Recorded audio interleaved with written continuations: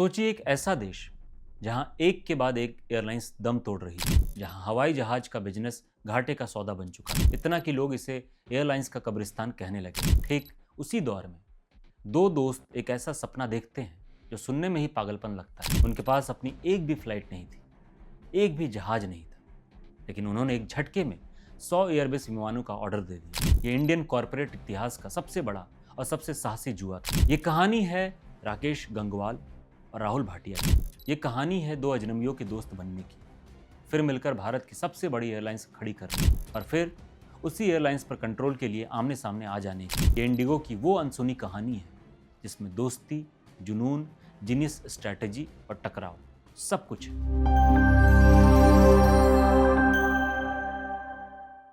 आज भारत दुनिया का तीसरा सबसे बड़ा एविएशन मार्केट है, जहां हर रोज लाखों लोग हवाई यात्रा करते हैं।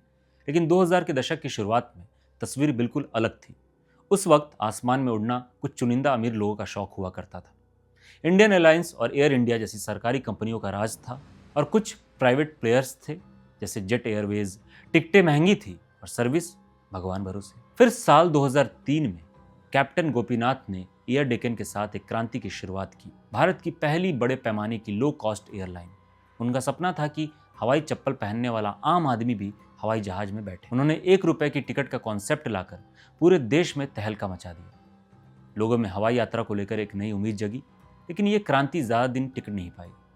एयर डेक्कन का बिजनेस मॉडल सस्टेनेबल नहीं था, लागत बहुत ज्यादा थी और कमाई बहुत कम। नतीजा, कुछ ही सालों में एयर डेक्कन की हालत इतनी खराब हो गई कि इसका विलय विजय माल्या की किंगफिशर एयरलाइंस में हो गया। और फिर आया किंगफिशर एयरलाइंस का दौर, the king of good times. ये एक लग्जरी एयरलाइंस थी, बेहतरीन सर्विस, एंटरटेनमेंट, ग्लैमर सब कुछ था, लेकिन ये सब एक बहुत बड़ी कीमत पर आ रहा था। किंगफिशर लगभग कभी मुनाफे में रही ही नहीं, वो लगातार पैसा जला रही थी। आखिरकार 2012 में किंगफिशर भी कर्ज के भारी बोझ तले जमीन पर आ गई। उस दौर की सबसे बड़ी प्राइवेट एयरलाइंस थी जेट एयरवेज। नरेश गोयल की एयरलाइंस प्रीमियम सर्विस के लिए जानी जाती थी और सालों तक उसने भारतीय आसमान पर राज किया। लेकिन बढ़ते कंपटीशन, तेल की बढ़ती कीमतों और मैनेजमेंट की कुछ गलतियों ने जेट को भी घुटने पर ला दिया। एक के बाद एक air Sahara, air Deccan, Kingfisher, Paramount Airways, list लंबी थी। ऐसा लगने लगा था कि इंडियन एविएशन इंडस्ट्री वाकई एक कब्रिस्तान है। यहाँ जो भी आता है वो कुछ सालों में तबाह हो जाता है। एक्सपर्ट का मानना था कि भारत में एयरलाइंस चलाना पैसे जलाना जैसा है। ऊंची फ्यूल कॉस्ट, भारी टैक्स और गला काट कंपटीशन के बीच मुनाफा कमाना नामुमकिन था। ऐसे माहौल में कोई नई एयरलाइंस शुरू करने के बारे में सोचना भी पागलपन ही था। और ठीक इसी पागलपन को हकीकत में बदलने के लिए दो लोग एक साथ आए, एक जिसे भारत की जमीन की समझ थी और दूसरा जिसे आसमान का गणित पता था। इंडिगो की कहानी दो बिल्कुल अलग शख्सियतों के मिलने से शुरू होती है। एक तरफ थे राहुल भाटिया, एक शांत, सुलझे हुए और मीडिया से कोसों दूर रहने वाले बिजनेसमैन, और दूसरी तरफ थे राकेश गंगवाल, एविएशन इंडस्ट्री के ग्लोबल दिग्गज, बेबाक और डेटा पर जान छिड़कने वाले एक्सपर्ट। पहले बात करते हैं राहुल भाटिया की। भाटिया का परिवार ट्रैवल बिजनेस में पुराना खिलाड़ी था। उन्होंने 1979 में इंटर ग्लोब इंटरप्राइजेज IGE की स्थापना की, जो ट्रैवल टेक्नोलॉजी से लेकर होटल बिजनेस तक कई सेक्टर्स में काम कर रही थी। IGE भारत में गैलीलियो नाम के एक बड़े एयरलाइंस टिकट सिस्टम GDS की पार्टनर थी। इस वजह से भाटिया की भारत के ट्रैवल मार्केट पर गहरी पकड़ थी। वो जानते थे कि लोग क्या चाहते हैं, टिकटें कैसे बिकती है और डिस्ट्रीब्यूशन नेटवर्क कैसे काम करता है। भाटिया सीधे सीधे एविएशन में नहीं थे, लेकिन वो उस इकोसिस्टम के दिल में बैठे थे। वो एक विजनरी थे जो मौके को पहचानना जानते थे। वो जानते थे कि भारत को एक बड़ी, सस्ती और भरोसेमंद एयरलाइंस की सख्त ज़रूरत है, लेकिन उन्हें ये नहीं पता था कि एयरलाइंस को चलाया कैसे जाता है। और यही कहानी में एंट्री होती है राकेश गंगवाल की। राकेश गंगवाल एक classic Indian American success story है। कोलकाता में जन्मे, IIT कानपुर से मैकेनिकल इंजीनियरिंग की और फिर अमेरिका जाकर वाटन स्कूल से MBA किया। उनकी काबिलियत ने उन्हें सीधे अमेरिकन एविएशन इंडस्ट्री के टॉप पर पहुंचा दिया। उन्होंने यूनाइटेड एयरलाइंस जैसी दिग्गज कंपनी में करियर शुरू किया और धीरे धीरे सीढ़ियां चढ़ते हुए US एयरवेज ग्रुप के CEO और चेयरमैन बने। गंगवाल कोई छोटे मोटे एग्जीक्यूटिव नहीं थे, वे उन लोगों में से थे जो एयरलाइंस इंडस्ट्री की नस नस से वाकिफ थे। उन्हें पता था कि कौन सा जहाज खरीदना है, रूट कैसे प्लान करना है, कॉस्ट कैसे काटनी है और सबसे ज़रूरी, एक एयरलाइंस को मुनाफे में कैसे चलाना है। कहानी कुछ यूं है कि 1990 के दशक के अंत में राहुल भाटिया अपनी कंपनी के लिए कुछ विमान लीज पर लेने की सोच रहे थे। इसी सिलसिले में उनकी मुलाकात राकेश गंगवाल से हुई, जो उस वक्त यूएस एयरवेज के हेड थे। वो डील तो नहीं हुई, लेकिन दोनों के बीच एक कनेक्शन बन गया। भाटिया गंगवाल के ज्ञान और अनुभव से दंग रह गए और गंगवाल भाटिया की भारतीय बाजार की समझ और उनके शांत इरादों से प्रभावित हुए। कई सालों तक वे संपर्क में रहे। भाटिया अक्सर गंगवाल से भारतीय एविएशन मार्केट पर सलाह लेते। वो देख रहे थे कि कैसे एक के बाद एक एयरलाइंस फेल हो रही हैं, और वो समझने की कोशिश कर रहे थे कि आखिर गलती हो कहाँ रही है। गंगवाल ने उन्हें साफ साफ बताया, भारत में एयरलाइंस इसलिए फेल हो रही थी क्योंकि वो या तो लागत पर ध्यान नहीं दे रही थी, जैसे किंगफिशर, या उनका बिजनेस मॉडल हद से ज़्यादा कॉम्प्लेक्स था, जैसे जेट एयरवेज, या फिर वो सही स्ट्रैटेजी ही नहीं अपना रहे थे। इन्हीं मुलाकातों में एक क्रांतिकारी आइडिया ने जन्म लिया। क्या होगा अगर एक ऐसी एयरलाइन बनाई जाए जो सिर्फ एक चीज़ पर फोकस करे, सस्ती कीमत पर, समय पर पहुंचाना। कोई तामझाम नहीं, कोई लग्जरी नहीं, बस शुद्ध एफिशिएंसी। भाटिया के पास पैसा और भारतीय बाजार की समझ थी। गंगवाल के पास एयरलाइन चलाने का दशकों का ग्लोबल अनुभव था। ये एक परफेक्ट जोड़ी थी, एक जमीन का एक्सपर्ट तो दूसरा आसमान का। दोनों ने मिलकर तय किया वो एक ऐसी एयरलाइन बनाएंगे जो भारत के एविएशन का नक्शा हमेशा के लिए बदल देगी। लेकिन उनका तरीका ऐसा था जिसके बारे में किसी ने नहीं सोचा था। जब गंगवाल और भाटिया ने इंडिगो की योजना बनाई तो उन्होंने सिर्फ एक और एयरलाइन बनाने के बारे में नहीं सोचा, उन्होंने एक सिस्टम बनाने के बारे में सोचा। एक ऐसा सिस्टम जो हर मोड़ पर लागत को कम करे और एफिशिएंसी को आसमान पर पहुंचाए। यह सिस्टम 5 मुख्य स्तंभों पर खड़ा था और यही इंडिगो की सफलता का सीक्रेट सोर्स बना। साल 2005, पेरिस एयर शो। दुनिया भर की एविएशन इंडस्ट्री वहीं थी। तभी एक घोषणा ने सबको चौंका दिया। भारत की एक अनजान कंपनी, इंटरग्लोब एविएशन, जिसके पास एक भी विमान नहीं था, जिसकी एक भी फ्लाइट कभी उड़ी नहीं थी, ने एयरबेस के साथ 100 A320 विमान खरीदने का सौदा कर लिया। उस वक्त लिस्ट प्राइस के हिसाब से इसकी कीमत लगभग $6 बिलियन थी। एविएशन इंडस्ट्री में हड़कंप मच गया। सब पूछ रहे थे, ये इंडिगो है कौन? ये एक पागलपन भरा कदम लग रहा था, लेकिन इसके पीछे राकेश गंगवाल की जीनियस रणनीति थी। वो जानते थे कि अगर आप 1 या 2 विमान खरीदते हैं तो आपको कोई डिस्काउंट नहीं मिलता, लेकिन अगर आप 100 विमानों का ऑर्डर एक साथ देते हैं तो आप मैन्युफैक्चरर से भारी भरकम छूट की मांग कर सकते हैं। उन्होंने एयरबेस के साथ महीनों तक मोल भाव किया और एक ऐसी कीमत हासिल की जो किसी को नहीं मिल रही थी। ये इंडिगो के लो कॉस्ट मॉडल का पहला और सबसे ज़रूरी कदम था। उन्होंने शुरुआत में ही अपना सबसे बड़ी लागत यानी विमान की खरीद पर ही करोड़ों बचा लिए थे। किंगफिशर जैसी एयरलाइंस कई तरह के विमान रखती थी, एयरबस, ATR, सब कुछ। ये सुनने में अच्छा लगता है, लेकिन असलियत में ये एक बुरा सपना है। हर तरह के विमान के लिए अलग पायलट, अलग केबिन क्रू की ट्रेनिंग, अलग इंजीनियर और अलग अलग तरह के स्पेयर पार्ट्स का गोदाम चाहिए। ये बहुत महंगा और कॉम्प्लेक्स काम है। गंगवाल ने इस गलती से सीखा। उन्होंने फैसला किया कि इंडिगो के बेड़े में सिर्फ एक ही तरह का विमान होगा, एयरबस A320 फैमिली। इसका फ़ायदा ज़बरदस्त था।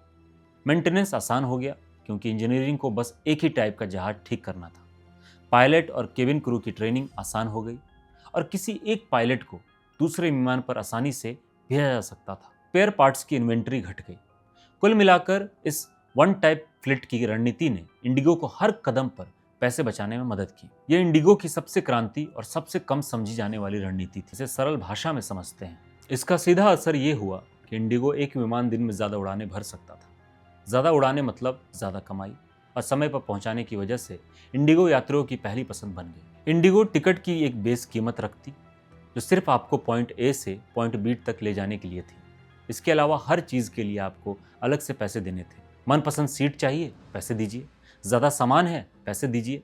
विमान में खाना खाना है, पैसे दीजिए। इस अनबंडलिंग मॉडल से उनकी हेडलाइन टिकट की कीमत हमेशा कम दिखती थी और इन छोटी छोटी सेवाओं से उनकी एक बड़ी एक्स्ट्रा कमाई होती थी, जिसे एंसिलरी रेवेन्यू कहते हैं। ये कमाई उन्हें टिकट की कीमतों को और भी कम रखने में मदद करती। इन 5 स्तंभों ने मिलकर एक ऐसा किला बनाया जिसे भेदना किसी के लिए भी नामुमकिन था। 15 अगस्त 2006 इंडिगो की पहली फ्लाइट ने दिल्ली से गुवाहाटी के लिए उड़ान भरी। ये भारतीय एविएशन में एक नए युग की शुरुआत थी। शुरुआत में लोगों ने सोचा ये भी एक और लो कॉस्ट एयरलाइन है जो कुछ साल में बंद हो जाएगी, लेकिन इंडिगो ने सबको गलत साबित कर दिया। उनका बिजनेस मॉडल जमीनी पर फ्लॉलेसली काम कर रहा था। फ्लाइट्स समय पर थी, टिकटें सस्ती थी और चमचमाते नए विमान थे। यात्री तेजी से इंडिगो की तरफ खींचे चले आ रहे थे। इंडिगो की ग्रोथ किसी रॉकेट की तरह थी। 2010 तक जब लगभग हर दूसरी भारतीय एयरलाइन घाटे में थी, इंडिगो ने मुनाफा कमाना शुरू कर दिया। ये एक चमत्कार जैसा था। 2012 में जिस साल किंगफिशर जमीन पर आई, इंडिगो ने जेट एयरवेज को पछाड़कर भारत की सबसे बड़ी घरेलू एयरलाइन का ताज पहन लिया। 2015 में कंपनी का आईपीओ आया, जो जबरदस्त सफल रहा और इसने गंगवाल और भाटिया दोनों को अरबपति बना दिया। इंडिगो एक के बाद एक रिकॉर्ड तोड़ रही थी। डीजीसीए के आंकड़ों में इंडिगो का मार्केट शेयर लगातार बढ़ता जा रहा था। 30%, फिर 40%, फिर 50%, और ये रुकने का नाम नहीं ले रहा था। एक तरफ जहां जेट एयरवेज जैसी कंपनियां कर्ज में डूब रही थी, वहीं इंडिगो लगातार नए विमानों के ऑर्डर दे रही थी। 100, 180, 250, 300 और फिर 2023 में 500 विमानों का ऐतिहासिक ऑर्डर। उन्होंने दुनिया को दिखा दिया कि भारत में एयरलाइन बिजनेस सिर्फ चलाया ही नहीं जा सकता है, बल्कि इसे बेहद मुनाफे के साथ चलाया जा सकता है। आज की तारीख में इंडिगो का घरेलू बाजार में लगभग 60% हिस्सेदारी पर कब्जा है। यानी भारत में उड़ने वाला हर दूसरा यात्री इंडिगो में सफर करता है। ये सिर्फ मार्केट डोमिनेंस नहीं है, ये एक तरह का एकाधिकार है। लेकिन सबसे बड़ा तूफानी कंपनी के बाहर से नहीं, बल्कि अंदर से आने वाला था। बाहर से सब कुछ परफेक्ट लग रहा था। इंडिगो आसमान छू रही थी, मुनाफा कमा रही थी और कंपटीशन को धूल चटा रही थी। ये भाटिया के विजन और गंगवाल के एग्जीक्यूशन की एक परफेक्ट पार्टनरशिप लग रही थी। लेकिन पर्दे के पीछे दोनों संस्थापकों के बीच मतभेद की खाई चौड़ी होती जा रही थी। तो आखिर गड़बड़ हुई कहां? झगड़े की असली जड़ थी एक शब्द, कॉरपोरेट गवर्नेंस। इसका मतलब है कंपनी को चलाने के नियम कितने निष्पक्ष और पारदर्शी हैं। साल 2019 में यह विवाद तब फटा जब राकेश गंगवाल ने सेबी को एक चिट्ठी लिखी, जिसने कॉरपोरेट जगत में भूचाल ला दिया। गंगवाल का आरोप था कि राहुल भाटिया और उनके होल्डिंग कंपनी आईजीई इंडिगो पर जरूरत से ज्यादा कंट्रोल कर रहे हैं और रिलेटेड पार्टी ट्रांजैक्शन कर रहे हैं, जो कंपनी के हित में नहीं है। आसान भाषा में, एयरलाइन अपनी ही ग्रुप की दूसरी कंपनियों के साथ बिजनेस डील्स कर रही थी, जैसे क्रू के लिए होटल बुक करना या टिकट बेचना। गंगवाल की चिंता थी कि इन डील्स में पारदर्शिता की कमी है और भाटिया का ग्रुप इंडिगो से अनुचित फायदा उठा रहा है। उन्होंने अपनी चिट्ठी में यहां तक लिख दिया कि कंपनी को पान की दुकान की तरह चलाया जा रहा है। दूसरी तरफ राहुल भाटिया के खेमे का तर्क था कि सभी डील्स कंपनी की शुरुआत से ही मौजूद थे और गंगवाल की सहमति से हुए थे। उनका कहना था कि शुरुआती दिनों में ही आईजी ग्रुप ने ही इंडिगो को सपोर्ट देकर अपने पैरों पर खड़ा किया था। भाटिया ग्रुप के गंगवाल के इन आरोपों को सत्ता हड़पने की एक कोशिश के रूप में देखा गया। उन्हें लगा कि गंगवाल, जो एक माइनॉरिटी शेयर होल्डर थे, लगभग 37% हिस्सेदारी कंपनी पर अपना कंट्रोल बढ़ाना चाहते थे। जो दोस्ती कभी एक बड़े सपने की बुनियाद थी, वो अब एक कड़वी कॉर्पोरेट लड़ाई में बदल चुकी थी।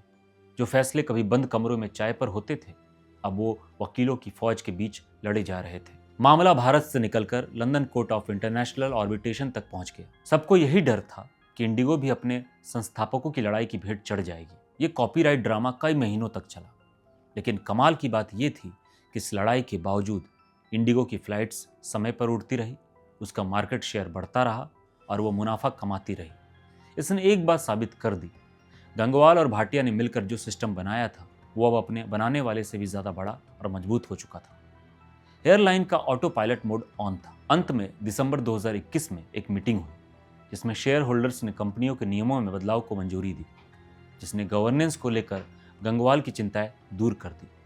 इसे गंगवाल की एक बड़ी जीत के रूप में देखा गया। और इस जीत के कुछ ही हफ्तों बाद फरवरी 2022 में राकेश गंगवाल ने इंडिगो के बोर्ड से इस्तीफा दे दिया। उन्होंने कहा कि इंडिगो अब एक मैच्योर कंपनी है और उसे अब किसी एक संस्थापक के साय की ज़रूरत नहीं है। उन्होंने ये भी घोषणा की कि वो अगले 5 सालों में धीरे धीरे अपनी पूरी हिस्सेदारी बेच देंगे। ये एक युग का अंत था। वो आर्किटेक्ट जिसने इंडिगो का ब्लूप्रिंट बनाया था, अब उस इमारत को छोड़कर जा रहा था। गंगवाल के जाने के बाद कंपनी पूरी तरह से प्रोफेशनल मैनेज बन गई। डच एयरलाइन KLM के पूर्व CEO पीटर एल्बर्स को इंडिगो का नया CEO नियुक्त किया गया। ये एक बड़ा संकेत था कि इंडिगो अब ग्लोबल एम्बिशंस पाल रही है। राहुल भाटिया कंपनी के मुख्य प्रमोटर बने रहे, लेकिन रोज रोज का मैनेजमेंट अब एक प्रोफेशनल टीम के हाथ में था। वो दोस्ती जो एक साहसिक सपने से शुरू हुई थी, वो एक कड़वे विवाद से गुजरी और अंत में एक सम्मानजनक दूरी पर आकर खत्म हुई। लेकिन इस पूरी प्रक्रिया में उन्होंने मिलकर कुछ ऐसा बनाया जो उन दोनों से कहीं ज्यादा बड़ा था। राकेश गंगवाल के जाने और पीटर एल्बर्स के आने के साथ इंडिगो ने अपने 2.0 वर्जन में प्रवेश किया। अब लक्ष्य सिर्फ भारत पर राज करना नहीं है, नजरें पूरी दुनिया पर है। इसका सबसे बड़ा सबूत मिला जून 2023 में, जब इंडिगो ने एक बार फिर इतिहास रच दिया। उन्होंने एयरबस को 500 नए विमानों को फर्म ऑर्डर दिया। ये कॉमर्शियल एविएशन के इतिहास में किसी भी एयरलाइंस द्वारा दिया गया सबसे बड़ा सिंगल एयरक्राफ्ट ऑर्डर है। ये विमान 2030 से 2035 के बीच डिलीवर होंगे, जो दिखाता है कि इंडिगो का विजन कितना लंबा है। इंडिगो अब अपने पंख अंतर्राष्ट्रीय स्तर पर फैला रही है। कंपनी अब लॉन्ग हॉल यानी लंबी दूरी की उड़ानों के बाजार में उतरने की तैयारी कर रही है। उनके बेड़े में शामिल हो रहे एयरबस A321 XLR जैसे विमान उन्हें यूरोप और पूर्वी एशिया के दूर दराज के शहरों तक पहुंचाने की क्षमता देंगे। कंपनी की एयरबस A350 जैसे बड़े विमान जो भविष्य में अमेरिका और ऑस्ट्रेलिया तक सीधी उड़ान संभव बना सकता है। लेकिन ये रास्ता चुनौतियों से भरा था। सबसे बड़ी चुनौती है टाटा ग्रुप, जिसने एयर इंडिया, विस्तारा और एयर एशिया को मिलाकर एक एविएशन महाशक्ति बना दी है। एयर इंडिया का नया मैनेजमेंट उसे एक वर्ल्ड क्लास एयरलाइन बनाने में लगा है, जो इंडिगो के लिए एक सीधा खतरा है। दूसरी चुनौती है अपने ही विशाल ऑपरेशंस को संभालना। क्या इंडिगो बढ़ते नेटवर्क के साथ लीजेंडरी एफिशिएंसी और ऑन टाइम परफॉर्मेंस को बनाए रख पाएगी? फिर भी इंडिगो की नींव आज भी मजबूत है। उनका लो कॉस्ट स्ट्रक्चर, युवा फ्लीट और मजबूत बैलेंस शीट उन्हें एक जबरदस्त बढ़त देते हैं। तो इंडिगो की कहानी से हम सीखते क्या हैं? ये सिर्फ दो दोस्तों के एक एयरलाइन बनाने की कहानी नहीं है, ये उससे कहीं ज्यादा है। ये कहानी है एक साहसी विजन की, एक ऐसे बाजार में मौका देखने की जहां बाकी सबको सिर्फ खतरा दिख रहा था। ये कहानी है एक जीनियस बिजनेस मॉडल की ताकत की, जहां लागत पर कंट्रोल और एफिशिएंसी पर जुनून ने एक अपराजय किला बना दिया। ये कहानी है पूरक कौशल के जादू की, एक बाजार का विशेषज्ञ और एक ऑपरेशन का जादूगर। जब ये दो ताकत मिलती है तो उन्होंने नामुमकिन को भी मुमकिन कर दिखाया। और अंत में ये कहानी है एक सिस्टम बनाने की, एक ऐसा मजबूत सिस्टम बनाने की जो संस्थापकों के आपसी झगड़े को भी झेल जाए और बढ़ता रहे। राकेश गंगवाल और राहुल भाटिया की दोस्ती खो गई, लेकिन उन्होंने मिलकर भारत को एक ऐसी एयरलाइंस दी जिसने करोड़ों भारतीयों के लिए आसमान के दरवाजे खोल दिए। उन्होंने साबित किया कि अगर रणनीति सही हो तो एयरलाइंस के कब्रिस्तान में भी सफलता का एक खूबसूरत बगीचा लगाया जा सकता है। अगर आपको इंडिगो की अनसुनी कहानी पसंद आई है और आप ऐसे ही और बिजनेस केस स्टडीज देखना चाहते हैं तो हमारे चैनल को सब्सक्राइब करना ना भूलें और कमेंट्स में ज़रूर बताएं इंडिगो के साथ आपका अनुभव कैसा रहा। क्या आप भी उनके ऑन टाइम परफॉर्मेंस के फ़ैन हैं? आपके जवाब का हमें इंतज़ार रहेगा। तब तक के लिए शुक्रिया।